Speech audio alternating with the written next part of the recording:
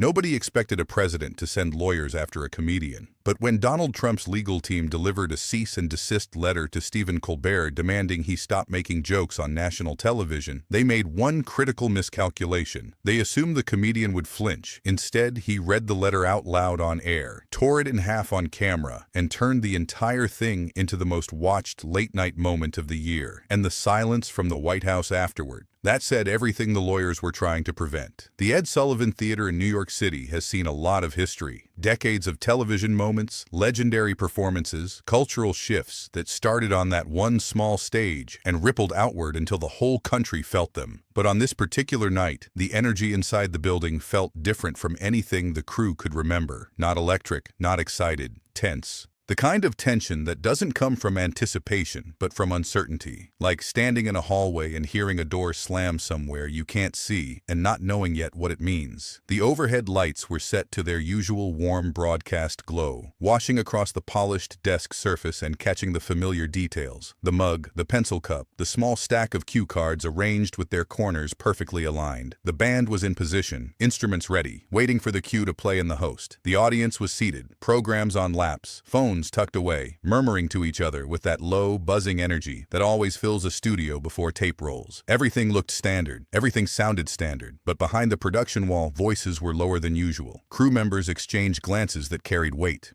Headset conversations were shorter, clipped, the kind of communication that happens when everyone involved knows something is happening that isn't part of the normal script, because tonight, the normal script had been thrown out. What the audience didn't know yet, what most of America didn't know yet, was that in the hours before this taping, a set of documents had arrived at CBS headquarters. Legal documents, official, letter-headed, precisely worded documents from attorneys representing the President of the United States. And the message inside those documents was as blunt as a fist on a table. Stop. Stop the jokes. Stop the commentary. Stop discussing certain topics on the air. Stop or face consequences. The network's lawyers had called the show directly. In no uncertain terms, the production team was told they could not air a pre-taped interview with Texas State Representative James Tallarico, a Democratic Senate primary candidate who had appeared on the show. Then came a second instruction, even more remarkable than the first. Not only could they not air the interview, they could not mention on air that they had been told not to air it. The thing itself was forbidden, and talking about the forbidden thing was also forbidden. A silence enforced by legal threat, wrapped in another layer of silence, like a locked box inside a locked room. That was what Stephen Colbert walked into when he stepped through the curtain. The audience started their usual applause, the automatic, warm greeting that comes from a crowd that's been waiting in their seats and is ready to be entertained. But Colbert didn't ride it the way he normally did. He didn't grin and wave and bounce toward the desk with that loose, playful energy the audience had come to expect over years of watching him. He walked steadily, almost slowly, his shoulders carrying something visible, even from the back rows. Not heaviness exactly, purpose. The kind of posture that tells a room the person moving through it has already decided what they're going to do and isn't going to be talked out of it. And in his hands, visible from the moment he cleared the curtain, was a thick stack of papers. Not cue cards, not joke sheets, not the usual comedy materials that a late-night host carries to the desk like a carpenter carries tools. These were documents, legal documents, the kind with headers and paragraph numbers and language designed to intimidate through sheer density and formality. He sat down. He did not do a bit. He did not open with a joke. He did not ease the room into the evening with a throwaway line about the weather, or a celebrity, or a trending topic. He placed the stack of papers on the desk in front of him, squared the edges, and looked directly into the camera with an expression the audience had never seen on his face before. Not anger, not fear, something closer to resolve. The expression of a man who had been told to be quiet and had decided, fully and completely, to be the opposite. He told the audience what had happened, simply, directly, without embellishment, without dramatic framing, without trying to turn it into a comedy bit. He said lawyers representing the President of the United States had sent a legal threat to his network, demanding that he stop discussing certain subjects on his show. He said the network's own lawyers had called the production team and told them in no uncertain terms that a pre-taped interview could not air. He said he had then been told, in terms that were slightly less certain but no less serious, that he could not even mention on air that the interview had been pulled. He paused after that last point. Let it sit. Let the audience absorb the layers. A comedian told not to air an interview, then told not to mention being told not to air the interview.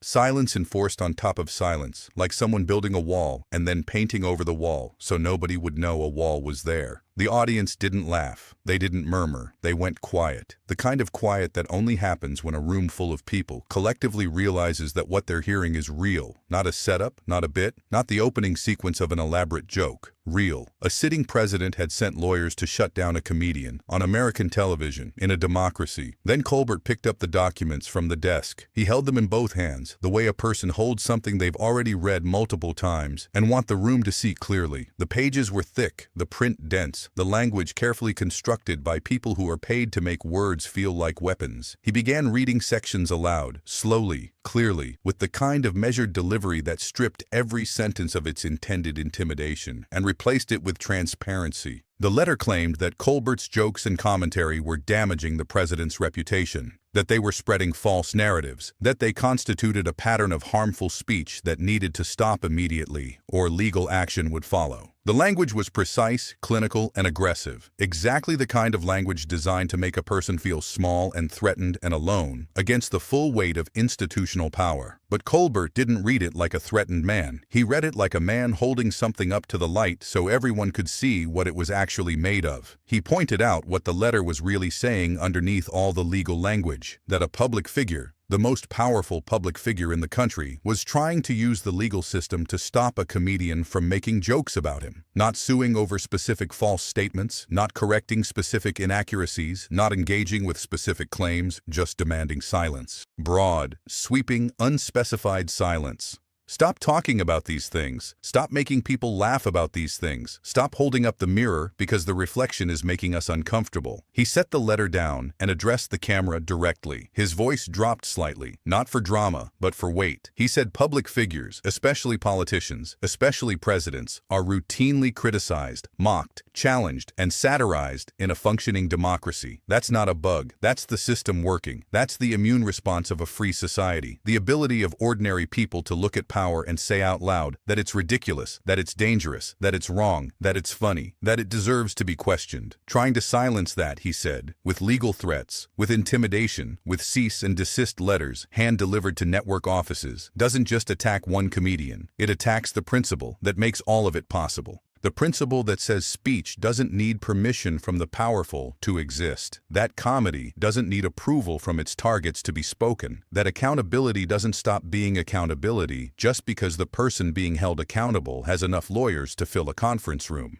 The studio had gone completely still. Not a sound from the audience, not a rustle, not a cough, not a whisper. Just the low hum of lights and equipment and 400 people holding their breath because they could feel that something was about to happen that wasn't going to go away when the credits rolled. Colbert picked up the letter one more time. He held it in front of him, both hands gripping the pages, the document clearly visible to every camera in the room. He looked at it for a long moment, as if reading it one final time, giving it one last chance to mean what it was supposed to mean, one last chance to do what it was designed to do, which was to make him afraid. Then, without saying a word, he tore it in half. The sound of the paper ripping was somehow one of the loudest things that studio had ever heard. Not because of volume, because of meaning. Two hands pulling in opposite directions, heavy legal paper splitting down the center, the words damage and cease and demand separating into fragments that no longer formed sentences, no longer carried threat, no longer meant anything except that someone had tried to silence a voice, and the voice had answered by destroying the instrument of silence on live television. He dropped the pieces onto the desk. They landed in a small pile, edges ragged, scattered across the polished surface like debris after a small, contained explosion. The audience erupted, not gradually, not building from polite applause to something stronger. Instantly, a wall of sound that hit the stage like a physical force. Cheering, clapping, shouting, people rising from their seats, the kind of explosive collective response that doesn't come from entertainment but from something deeper, something closer to relief. The sound a room makes when someone does the thing they were all hoping someone would do. Colbert stood behind the desk and let the reaction wash over him. He didn't milk it. He didn't raise a fist or pump the air or play to the crowd the way a performer might when riding a big moment. He just stood there steady, the torn pages at his feet, and let the noise say everything that needed to be said. When the applause finally began to fade, when the room settled back into something closer to its normal temperature, he spoke again, quietly now. Not because the moment called for softness, but because what he had to say next didn't need volume to carry weight. He acknowledged what many people watching had likely already been thinking about. The connection between Trump's well-known insistence on being called a genius and the documented pattern of threatening legal action against anyone who questioned that image. He talked about how for years Trump had attacked critics by calling them low IQ, a phrase thrown at journalists, comedians, politicians, and anyone else who dared to suggest that the emperor's wardrobe might be thinner than advertised. He pointed out that Trump had long bragged about his education while simultaneously threatening legal action to ensure his actual academic records stayed permanently buried. The genius who never wanted anyone to see his grades. The smartest man in every room who hired lawyers to make sure the report card stayed locked in a drawer. And then there was the other thread, the one that made the legal threats feel less like standard political defensiveness and more like something urgent, something protective, something desperate. The documented social connections with Jeffrey Epstein. The photographs, the quotes, the timelines that kept overlapping in ways that couldn't be explained away with casual acquaintance. Critics had pointed to these connections for years, and every time the subject surfaced, the response from Trump's orbit was the same. Not engagement, not explanation, not correction, attack, deflect, threaten, bury. Colbert connected these threads not with accusation, but with observation. He said the cease and desist letter wasn't really about protecting a reputation from comedy. It was about protecting a narrative from scrutiny. And when someone sends lawyers to stop jokes, the question that should concern everyone isn't whether the jokes are fair. It's what the jokes are getting close to that makes the laughter feel so dangerous. He reminded the audience of what the network had told him, that he couldn't air the interview, that he couldn't talk about not airing the interview. 2 layers of enforced silence. And he asked a question that landed with the kind of precision that makes an entire audience draw the same breath at the same time. If the jokes are false, he said, why not correct them? If the commentary is wrong, why not prove it? If the narrative is a lie, why not shine a light so bright the lie becomes obvious? Why instead send lawyers? Why instead demand silence? Why instead try to make the whole conversation disappear, unless the conversation is getting close to something that can't survive the light? The audience reacted to that one differently, slower, quieter, the kind of response that doesn't manifest as applause but as a collective shift in posture, a leaning forward, a narrowing of eyes, a moment where hundreds of people simultaneously arrive at the same thought without anyone saying it out loud. Colbert added one more observation before moving the segment toward its close. He pointed out what happens when legal threats against media figures backfire. He said anyone who studies the history of powerful people trying to silence public criticism knows the pattern. The attempt to suppress becomes a bigger story than whatever was being suppressed. The letter intended to bury a conversation instead becomes the front page of the conversation. And if an actual defamation case were ever to move forward, the legal discovery process would open doors that the plaintiff might desperately wish had stayed closed. Documents, records, communications. The very things the legal threat was designed to protect could become public evidence